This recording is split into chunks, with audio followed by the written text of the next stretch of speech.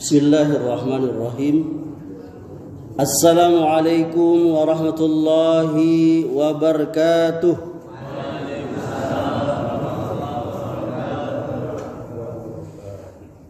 Alhamdulillahi rabbil alamin.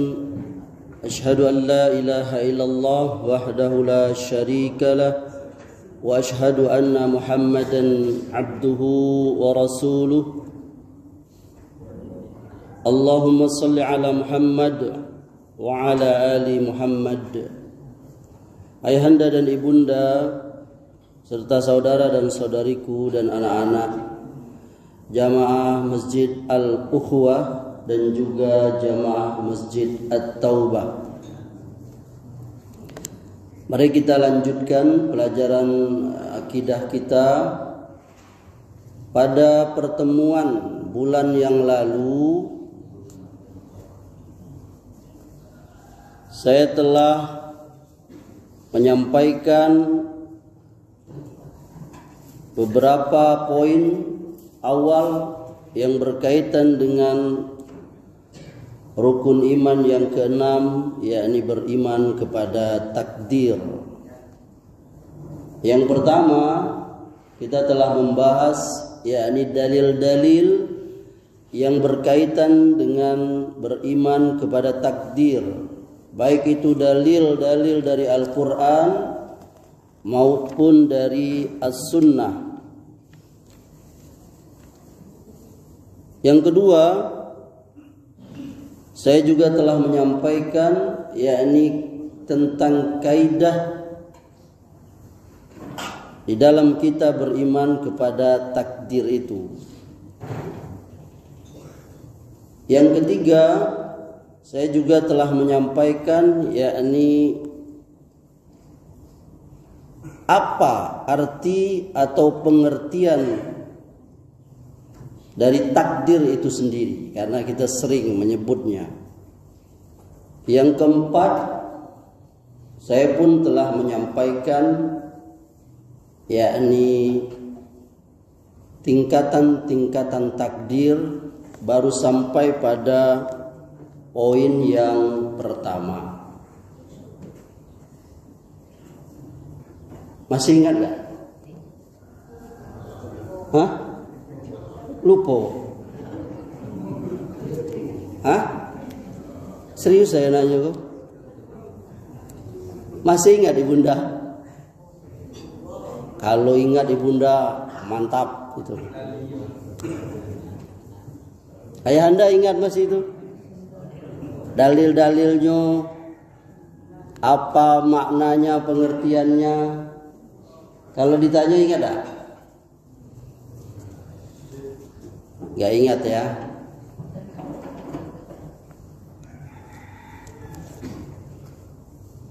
Maka kita akan melanjutkan dimulai dari poin yang kedua. Poin yang kedua dari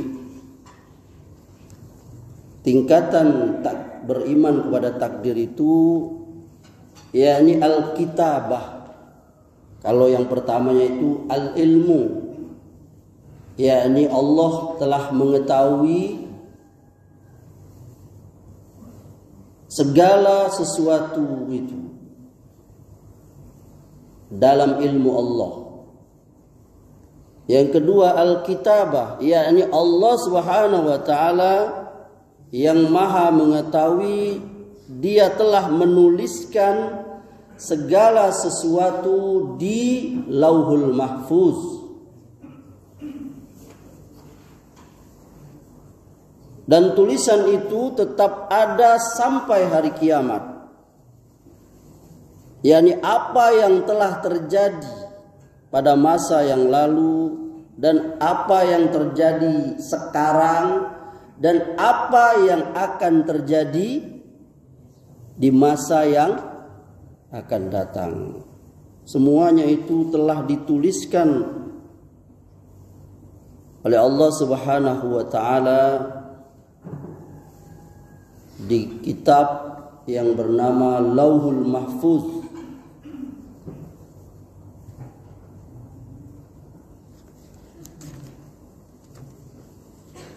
Dalilnya adalah firman Allah Subhanahu wa taala, "Alam ta'lam anna Allah ya'lamu ma fis samai wal ard.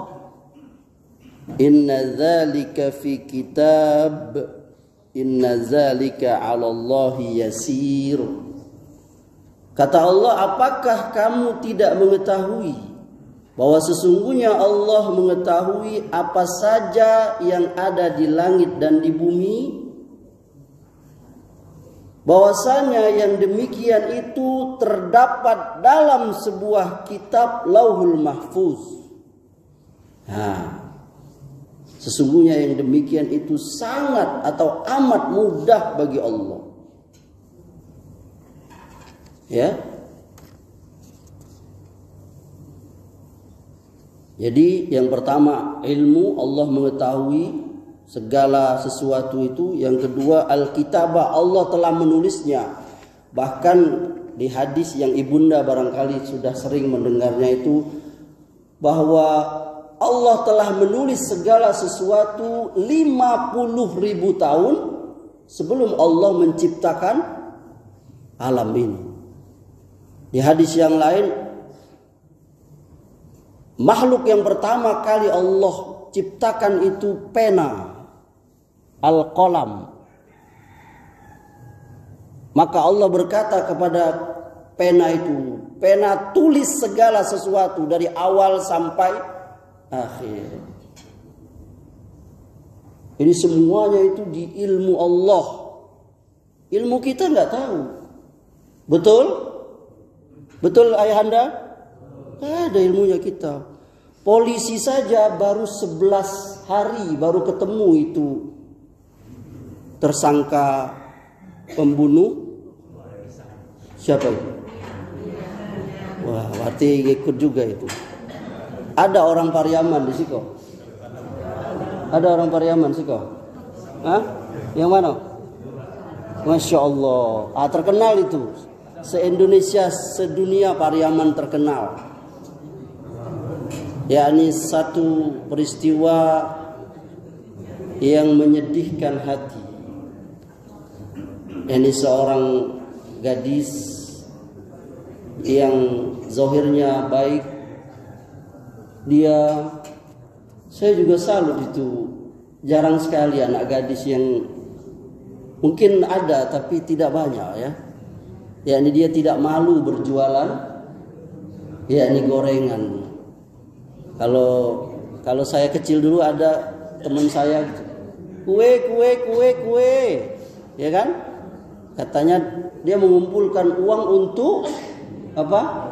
Kuliah. Maka hari Jumat itu terjadi itu. Nah, itu di dalam ilmu Allah. Di dalam ilmu Allah. Dan di dalam kitab Allah, Lauhul Mahfuz, Allah sudah tulis hari Jumat ya. Jumat malam Sabtu atau Kamis malam Jumat. Agak beda ini wartawan nih kayaknya. Wartawan ibu-ibu dengan wartawan bapak-bapak beda nih kayaknya. Tidak ijma ini kayaknya. Kayaknya sumbernya beda ya. Pokoknya Jumat lah katanya. Hari itu dia jualan, terjadi peristiwa itu. Dan kita juga yang nonton nggak tahu juga. Saya juga nggak nyangka rupanya di atas apa? Loteng. Kalau misalnya 11 hari di atas itu, ya subhanallah. Saya pernah itu naik ke atas loteng itu. Kalau dari seng itu, waduh, lebih dari sauna itu. Nah, itu banyak pelajaran yang bisa kita ambil. Jadi banyak sekali kondisi anak muda sekarang ini yang hancur karena apa? Narkoba itu. Ya. Nah, itu pelajaran buat kita semua para orang tua ya. Baik, kita lanjutkan. Yang ketiga, Al-Masyiah. Apa itu Al-Masyiah? Tingkatan yang ketiga dari takdir itu, yakni Allah Subhanahu wa taala dia mempunyai kehendak terhadap segala sesuatu yang ada di langit ataupun di bumi. Tidak ada sesuatu pun yang terjadi kecuali atas kehendaknya.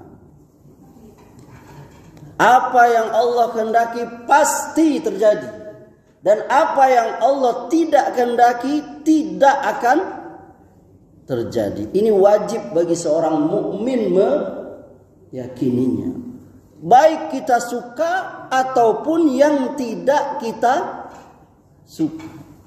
Nanti itu ada di bab poin, yakni hikmah dari beriman kepada takdir.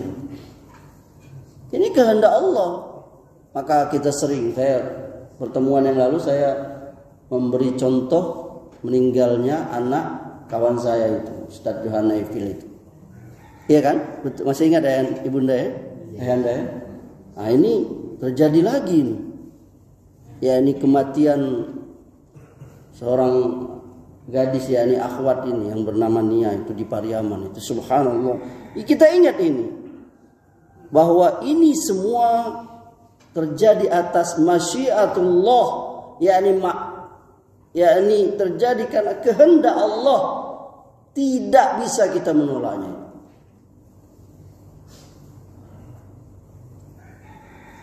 Tidak ada, walaupun kalau Allah menghendaki, walaupun semua orang di dunia ini mau menolaknya, tidak bisa. Kalau Allah bilang tidak, walaupun semua manusia di dunia ini bilang ya, tidak akan terjadi.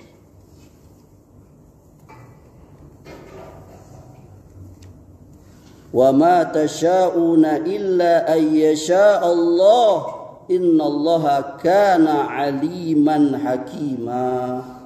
Dan kamu tidak akan mampu kecuali bila dikehendaki oleh Allah. Sesungguhnya Allah adalah Maha mengetahui lagi Maha bijaksana. Surah Ali Imran, Surah Al-Insan, maaf. Surah Al-Insan ayat 30. Ayahanda dari bunda serta saudara dan saudariku, tingkatan yang keempat dari beriman kepada takdir itu adalah al-khalq. yakni Allah Subhanahu wa taala menciptakan segala sesuatu. Yakni segala sesuatu selain Allah yang Maha Pencipta adalah makhluk. Termasuk apa yang terjadi itu. Dalilnya salah satunya adalah firman Allah yang ada di surah As-Saffat ayat 96, wallahu khalaqakum wa ma ta'malun. Padahal Allah lah yang menciptakan kamu dan apa yang kamu lakukan atau perbuat itu. Itulah dia 4 tingkatan takdir. Kemudian kita beranjak kepada berikutnya, yakni manusia dan takdir. Kalau masalah takdir ini kita kaitkan dengan perbuatan kita ini, sering ada pertanyaan dari kita. Ini saya ada beberapa misalnya. Jika segala sesuatu tergantung kepada kehendak Allah Subhanahu wa taala, lalu apakah manusia tidak mempunyai pilihan dalam melakukan sesuatu dalam hidupnya? Ada yang bertanya seperti itu ya. Kalau segala sesuatu ini sudah kehendak Allah, apakah kita ini punya pilihan enggak? Bertanya enggak kita seperti itu? Yang kedua, kalau segala sesuatu sudah ditentukan oleh Allah Subhanahu wa taala dan sudah dituliskan di Lauhul Mahfuz sebagaimana yang kita sebutkan tadi, lalu untuk apa kita berusaha? Betul? Ya enggak? Kan kita bertanya itu. Bahkan sahabat Nabi juga bertanya itu, ya Rasulullah, kalau memang sudah ditentukan kami ini, si fulan ini bakal masuk neraka, si fulan ini masuk surga, untuk apa lagi kami berusaha? Betul? Timbul pertanyaan itu. Ada lagi misalnya, kalau Allah Subhanahu wa taala yang menciptakan kita dan juga yang menciptakan perbuatan kita itu. Tadi ayatnya sudah kita baca. Lalu kenapa pula Allah yang mengadili perbuatan jahat yang kita lakukan? Padahal perbuatan jahat itu Allah lah yang menciptakannya. Lagi, kalau Allah Subhanahu wa taala yang menyesatkan siapa yang Dia kehendaki dan memberi petunjuk kepada siapa yang Dia kehendaki, may yahdihillahu fala mudhillalah wa man yudlil. Nah, ini sering dibaca oleh para penceramah. May yahdihillahu fala mudhillalah wa man yudlil fala hadiyalah. Siapa yang Allah kehendaki, Allah akan berikan petunjuk. Siapa yang Allah sesatkan, Allah akan sesatkan. Lalu kenapa pula kita disiksa nanti? Nah, maka pertanyaan, banyak lagi pertanyaan seperti itu. Maka ini akibat dari kita barangkali belum paham apa makna dari sesungguhnya antara kita dengan takdir itu. Para ulama menegaskan, menjelaskan bahwa takdir itu yang berkaitan dengan diri kita itu jamaah, dari satu sisi kita sebagai manusia ini kita ini makhluk musayyar, sama seperti benda itu, sama seperti tanaman, sama seperti hewan. Apa makna musayyar itu ibunda? yakni kita tidak mempunyai kebebasan untuk menerima atau menolak. Saya ulangi, kita tidak punya kebebasan untuk menerimanya. Ini saya mau yang ini aja, atau kita tolak, aku tidak mau yang ini. Kenapa? Karena semuanya telah dibentuk atau ditentukan, yakni oleh Allah. Ya, jadi ada itu memang, yakni hal-hal yang kita sebagai manusia itu kita tidak memiliki ikhtiar di situ, nggak ada usaha di situ. Kita kasih contoh beberapa, ini banyak kita kasih, biar kita paham ya. Misalnya lahirnya kita di dunia ini jadi laki-laki atau jadi perempuan, itu usaha kita? Apa ayahanda bentuk sendiri? Saya mau jadi laki-laki, saya mau jadi perempuan. Yani Allah sudah menakdirkan ini kelaminnya laki-laki, si fulan ini fulanah ini perempuan. Itu sudah, nggak ada peranan kita. Allah, anak siapa kita, iya kan? Mungkin kalau anak yang orang tuanya miskin, mungkin dia pengen jadi lahir dari anak orang yang kaya. Betul? Aku pengen bapak aku miskin nian, kalau bisa nentukan dewek lahir aku pengen jadi anak Nabi Sulaiman. Lahir bapak sudah ayo penguasa, bukan penguasa manusia aja, penguasa jin lagi, penguasa angin lagi. Nggak bisa. Ya, nggak bisa kita menentukannya. Termasuk juga jadi anak Raja Jawa misalnya. Ya sudah. Ya nggak bisa kita semuanya. Ya, nggak ada itu. Laki-laki, perempuan, anaknya siapa, gerak-gerik kita ini, refleks ya. Warna kulit kita, tinggi kita, yang semampai, yang rendah, maaf ya yang rendah ya. Yang semampai, tinggi sekali, segini tingginya.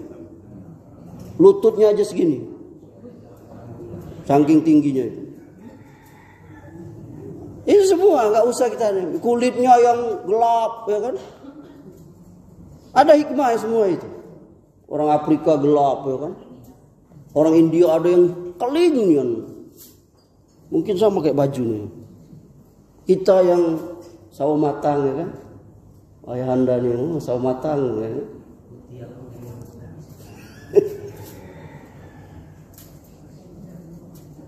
Nah itu gak ada peranan kita dan lain-lain banyak. Tapi di sisi lain, nah kita ini ada namanya makhluk mukhayyar. yakni kita memiliki kebebasan. Nah, jadi kita dua sisi itu. Ada sisi yang kita tidak bisa memilih, menentukan. Ada yang kita diberikan. Nah, paham sampai sini? Masuk ya? Ini agak berat nih ngaji takdir masalahnya. Nah, mana buktinya Ustaz? Kalau manusia itu punya pilihan. Ini kita sebutkan ya. Pertama, di dalam Al-Quran Allah Subhanahu wa ta'ala menyebutkan secara eksplisit tentang adanya masyiah dan iradat, yakni kehendak kita sebagai manusia. Misalnya ini hadis, nisa'ukum harsul lakum fa'tu harsakum anna syi'tum, kata Allah. Istri-istrimu itu seperti tempat kamu bercocok tanam, yakni sawah ladang bagi kita para suami. Maka datangilah tempat bercocok tanam itu sebagaimana kamu kehendaki. Nah, di sini ada Allah memberikan, yakni ada kehendak kita itu. Mau bagaimana mendatangi istri itu. Jadi dalam hal ini kita banyak sekali, ini sebagai contoh ayat ya, dan banyak ayat yang lain, yakni Allah memberikan kepada kita kebebasan. Ya masyiah, ya di kehendak kita mau apa. Yang kedua, adanya perintah dan larangan Allah Subhanahu wa ta'ala itu saja menunjukkan bahwa kita diberikan pilihan. Betul? Allah bilang kalau kamu taat ini, kalau kamu maksiat ini. Terus kita bisa enggak milihnya? Bisa. Bisa enggak ayahanda tidur saja tadi itu? Sudah dengar azan tadi, bisa enggak? Bisa kok. Bisa. Lah kan kita sendiri yang ini ya kan? Walaupun toa masjid al-ukhuwah aku di telinga gitu, peci lah, dia nggak bisa itu kehendak dia.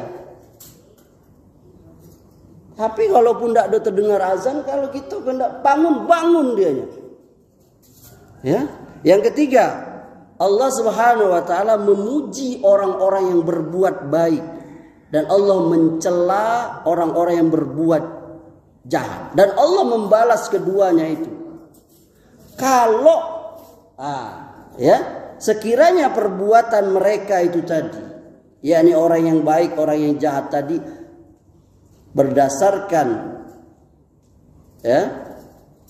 kehendak dan ikhtiarnya, tentu pujian itu tidak ada artinya. Toh itu sendiri Allah yang menentukannya. Tapi karena jahat dan baik itu perbuatan kita, maka Allah memuji orang yang baik dan mencela orang yang jahat. Yang keempat, ya, bukti bahwa kita tuh diberi kebebasan, yakni Allah Subhanahu wa ta'ala mengutus Rasul, mengutus para nabi untuk menjadi mubasyirin wa munzirin, pemberi kabar gembira dan pemberi peringatan. Jadi tidak ada alasan lagi. Paham? Tidak ada alasan lagi nanti kan kami nggak kalau misalnya Allah tidak utus Rasulullah, Allah tidak kirim Rasul, Allah tidak turunkan Quran, maka pastilah manusia mereka akan punya alasan, yakni membantah, ya. Makanya Allah mengatakan rusulam mubasyirina wa munzirin li'alla yakuna linnas 'alallahi hujjah ba'dar rusul. Mereka kami utus sebagai rasul-rasul pembawa berita gembira dan pemberi peringatan. Perhatikan ini. Supaya apa? Supaya tidak ada lagi alasan manusia membantah Allah sesudah diutusnya rasul-rasul. Surah An-Nisa ayat 165. Ya. Dan yang terakhir, yang kelima, dalam kehidupan sehari-hari manusia melakukan sesuatu itu atau tidak melakukan sesuatu itu berdasarkan kemauannya sendiri, tanpa ada yang memaksanya, ya kan? Walaupun ada juga karena dia dipaksa dulu, nanti dia akan melakukannya dengan sendirinya. Contoh, ya seperti sholat misalnya, anak kita dulu, kita lah, saya lah dulu, waktu usia masih kanak-kanak dulu, itu dari kecil memang dipaksa oleh orang tua saya untuk sholat. Betul? Nah, itu dalam rangka apa? Dalam mendidik. Memang terpaksa kita, tapi setelah kita diajar itu, nanti kita akan melakukan sholat itu sendiri. Dan berjalanlah takdir itu. Ya, ini ketika kita sudah akal kita sudah berjalan. Barangkali ini yang bisa saya sampaikan. Jadi kita telah membahas yakni tingkatan takdir yang kedua, ketiga, dan keempat. Kemudian poin yang kelima, yakni kita telah membicarakan manusia dan takdir tadi. Jadi diharapkan kita tidak ada lagi bingung. Kalau tadi itu pertanyaan lah, kalau sudah di ini kenapa lo? Ya kan? Karena memang sebagiannya bisa dari tidak ada kehendak kita, sebagian contoh kecelakaan. Katanya kecelakaan tuh gara-gara kita. Betul enggak Ibunda? Betul. Ya, ini seseorang ngebut jadi celaka. Tapi ada juga kecelakaan itu bukan gara-gara kita. Betul ya Anda? Betul. Kita lah pelan-pelan lampu merah berhenti, ditumbur kawan. Itu yang kita maksud. Semuanya itu berjalan di bingkai takdir Allah. Tinggal lagi kita menerimanya. Nanti kita bahas pada bulan yang akan datang, yakni apa hikmah beriman kepada takdir itu. Insyaallah taala. Cukup? Ada yang ingin bertanya atau ingin menambahkan? Ya, Indah. Saya mau tanya, jadi kalau ini bukan takdir, kalau beriman dengan kitab Allah, kan itu termasuk dari bangsa tidak. Iya. Nah, saya mau tanya ini, orang mengatakan ada yang sekarang ini bahwa sekarang ini Al-Quran dan hadis ini tidak relevan dengan zaman. Nah, itu bagaimana keimanan seseorang kalau kita mengatakan seperti itu, bahwa Al-Quran itu tidak relevan lagi dengan zaman, padahal Al-Quran itu kitab dari Allah. Nah, kalau dari Allah pasti dia sampai akhir zaman nanti tetap bisa dipakai seperti itu. Nah, jadi mohon penjelasan. Meyakini bahwa Al-Quran itu adalah satu kitab yang tidak relevan lagi dengan zaman. Apa itu relevan? Saya kok bukan orang intelek. Artinya tidak sesuai dengan zaman lagi gitu. Tidak relevan itu tidak sesuai lagi dengan zaman. Ini adalah perkataan kufur sebenarnya. Ya, kenapa? Karena dia berarti membatasi yakni Al-Quran itu sendiri. Bahwa Al-Quran itu memiliki waktu berlakunya. Al-Quran itu bukan buatan undang-undang seperti undang-undang buatan manusia yang punya batas waktu. Kitabullah yakni Al-Quran itu dia memiliki masa berlaku selamanya sampai dunia ini kiamat. Dan sebagai seorang muslim, yakni kita meyakini bahwa inna nahnu nazzalna dzikra wa inna lahu lahafizun.